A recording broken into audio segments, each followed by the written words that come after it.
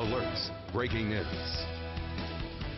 Officers swarm a licensed daycare in Wasco. What was seized at the home and how the city is responding to the disturbing discovery. Unification efforts underway to combine two local school districts. A look at the proposed merger and why teachers are against it.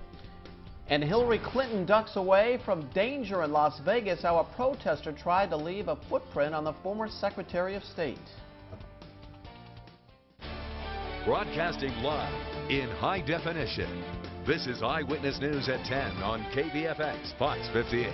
Good evening and thank you for joining us. I'm Courtney Bryant. And I'm Kurt Rivera. New at 10. One person in critical condition in all northbound lanes of I-5 blocked after a crash involving two semi-trucks. The CHP says two big rigs crashed on the northbound I-5 near Herring Road around 7:30 tonight.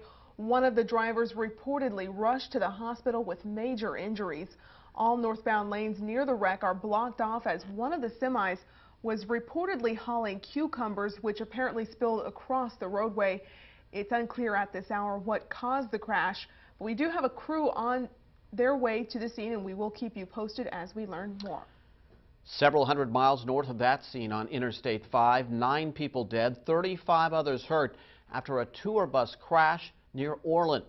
CHP saying the tour bus collided with a FedEx truck on Interstate 5 north of Sacramento near the small town of Orland around 5:30 this evening.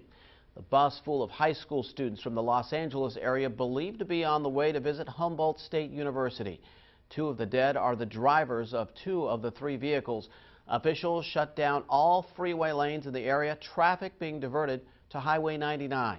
It's unclear at this time what caused the crash. New developments tonight after an alleged drug bust at a local daycare center. As we first told you, suspected methamphetamine was seized from a home in Wasco. Eyewitness News reporter Carol Ferguson has the latest. I see nothing, no activity, no activity as far as what they rated it for. Very surprising to me. Tom Lopez has an auto body shop across the street on F here. The daycare home is tidy, fenced, pictures of children. But this suspected methamphetamine was found inside the house after a special drug enforcement team did an early morning raid before kids got here. I've seen a lot of people come and bring their cars, that kids there that I know, and they didn't suspect nothing, I'm sure. Lopez says the daycare's been here probably at least 15 years. He's seen the woman operating it and her children. Arrested here was 24-year-old Angel Soto, according to officers. It must be the younger brother.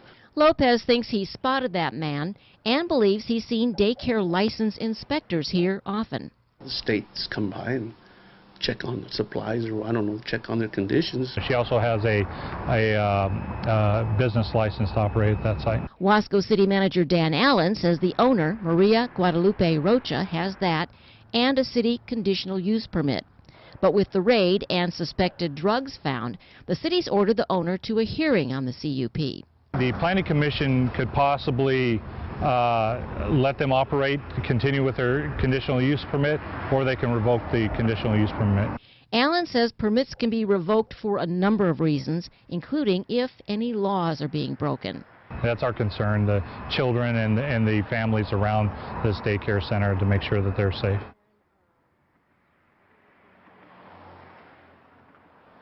That's Carol Ferguson reporting. New at 10, an effort to combine the Richland School District with Shafter High School is drawing more questions than answers. If the unification effort is successful, Richland and Shafter High School would form one K-12 grade school district. Eyewitness News reporter Jose Gaspar takes a look at the many challenges behind this. The effort behind school unification is to combine 4 schools in the Richland School District, Golden Oak, Redwood, and Sequoia Elementary, and Richland Junior High, with Shafter High School, which belongs in the Kern High School District. The result would be an entirely new K-12th grade school district. The goal here is that the voters of Shafter would decide whether or not unification is something that we should do. This just-released feasibility study concludes that the effort to unify the schools meets the state's criteria. But teachers in both Richland and at Shafter High aren't exactly sold on the idea. I have many questions, yes. Natalie Feinberg is an English teacher at Shafter High. I know my staff is very concerned at my site about salary, benefits, their future, tenure, all those normal concerns. And teachers in the Richland School District are not convinced unification is in students' best interest. They voted overwhelmingly to oppose unification.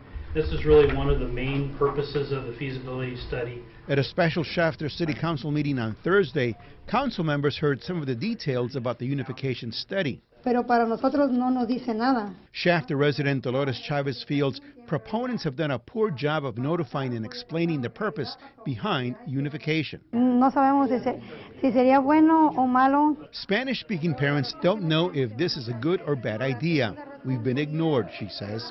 A key point raised by council members: will Shafter property owners be saddled with debt if unification happens? The real question is this an issue? Is this a concept that is worthy of being given to the people to discuss, to debate, and ultimately to allow the voters to decide, is this the right answer for Shafter? And I think we're a ways from that decision. Jose Gaspar reporting tonight. In the next few weeks, community meetings are expected to be held to answer questions and concerns about the pros and cons of unification. If the issue ultimately makes it to the November ballot, it will be up to voters to decide. We're learning more now about the big rig crash we told you about at the top of the newscast that shut down northbound lanes of I-5 near Herring Road. Eyewitness News reporter Jose Gaspar is live on the scene of the wreck with the very latest. Jose? Courtney, we are here on Interstate 5 just south of Herring Road, and behind me you can see the impact of this truck, this crash really.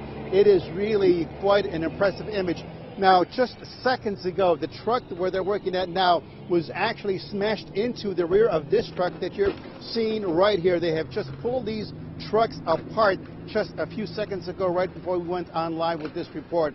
This happened roughly at about 7:30 this evening, the northbound lanes of Interstate 5. Now, somehow, for some unknown reason, these two trucks, they were both traveling northbound, and they wound up colliding, one smashing into the rear of another. We understand that the drivers of both vehicles have been taken to local hospitals, one with major injuries. There was another driver who was trapped inside the vehicle for quite a while, but he eventually was taken out and has also been taken to a vehicle as well. Now, Brian, if we can come right over here and get a shot at the back of this truck here. This is where the truck that was just pulled out, it actually wound up smashing right into the back of that truck. And just seconds ago, they pulled it out, and a lot of material that was in the truck ahead of it just came falling out. And right now, workers are obviously trying to clean up this mess and trying to determine what's inside. As far as we can determine, 2 drivers involved, nobody else at the moment. Traffic northbound on I-5 is almost at a standstill. I say almost because if we can get a shot over here, Brian, you see that traffic is actually moving in the center divider. The CHP is letting one lane of traffic go through the center divider, picking up a lot of dirt, obviously, as workers out here try to clean up this mess. None of the identities have yet been released on these 2 drivers. This happening about 7:30 this morning, and drivers here trying to, the workers here rather, trying to just clean up the mess right now. Northbound I-5 will be impacted for quite a while, according to the CHP. That's the latest that we have here from northbound Interstate 5. I'm Jose Gaspar. Now back to the studio. Okay, Jose, thank you for the update. Meanwhile, a 50-year-old man is dead after he was hit by a train this morning in central Bakersfield. The train conductor says when he saw a man walking on the tracks, he sounded the horn and stepped on the brakes, but the man continued walking in the path of the train. The man was killed on the tracks at Chester and 30th near Garces Circle. Well, plenty of sunshine earlier today, but then the clouds definitely came in, and we've been cloudy pretty much since about 3, 4 o'clock this afternoon, just solid overcast. It's all high clouds, though, and not really affecting anything at all down here where we live on the ground. At 76 degrees right now, winds are calm. The air quality has returned to good, the humidity at 33%, and again, it is a solid overcast outside. And you can see the moon kind of through the clouds. Temperatures now in the 70s, a very pleasant evening out there. We have 50s in the mountains and 67 degrees Lake Isabella. Here the highs today down a few degrees, did not hit 90 degrees in the South Valley. Did hit 90 up in Fresno and 70s in the Kern County Mountains. Currently a lovely 76 degrees, very nice, very pleasant outside. 50s along the coast and 50s up in the Tehachapi area. And here come all the clouds. You can see them just piling up, and even some green on the map there. That is precipitation, but it really is not holding together. Not expecting any rain really anywhere in Kern County. Tonight, just a lot of clouds and temperatures in the 60s. We'll only get to about 61 for a low. That's a very mild overnight low temperature. Partly sunny tomorrow, a mix of sun and clouds. And in the Kern County mountains, a lot of clouds tonight, all high clouds, and then temperatures will be dropping to about 47. We'll be up close to 70 by noon tomorrow. Full forecast in just a few minutes. Back to you. Thank you, Miles. Police still looking for the prime suspect in a shooting that killed 2 young men almost a year ago in Bakersfield. The sister of one of the victims is now speaking out, wanting answers in the case. Reporter Mimi Alcala has more. It has almost been a year since the shooting deaths of 17-year-old Filiberto Ponce and 20-year-old Jose Garcia III. And Filiberto's sister, Marcela Regalado, wants to know why someone would murder her brother. Why did he do it? Why couldn't it have been different? It happened on the 3700 block of Columbus Street. The two were shot and killed last May after a fight at a house party ended in gunshots. Filiberto was set to graduate just days after the shooting. He showed me his cap and gown. He was all excited that he was going to graduate that week.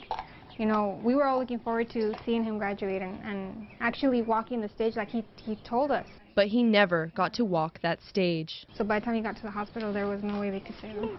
Police are still searching for the prime suspect, 21-year-old Julio Jesus Romero. Detectives are still actively pursuing him. However, we have no current leads as to his location. In the meantime, Marcela remembers the good things about her brother. But he was always happy. Everything that you see about him, he always had a smile. He was always happy. Mimi Alcala reporting there is a $10,000 reward for any information leading to Romero's arrest. If you have any information, call Bakersfield Police.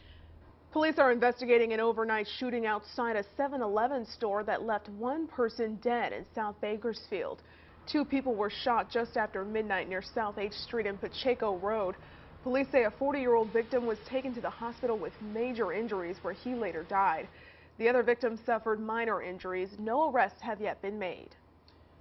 Bakersfield police looking for a man wanted for armed robbery at a local market. Police say the suspect held a clerk up at gunpoint at the Go-Go Mini Mart on Weibel Road near Plans back on April 1st. The suspect, described as a black man in his mid to late 20s with short black hair, last seen wearing jeans, black Nike shoes, and a blue-hooded sweatshirt reading "Once a driller, always a driller." If you have any information, call BPD 327-7111. Cancer survivors and their caregivers are being recognized tonight as Relay for Life gets ready to kick off in Bakersfield. The 23rd annual Bakersfield Relay for Life Survivor Reception was held tonight at St. Philip the Apostle Church. Their caregivers were recognized and survivors had the opportunity to meet each other over dinner.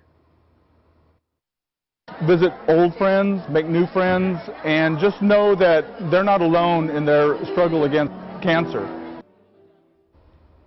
Relay for Life gets started May 3rd at Airport and Merle Haggard Drive.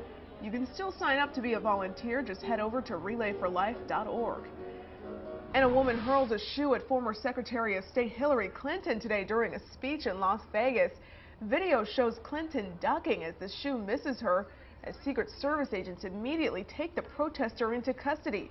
She joked about it afterwards, saying, "My goodness, I didn't know solid waste management was so controversial."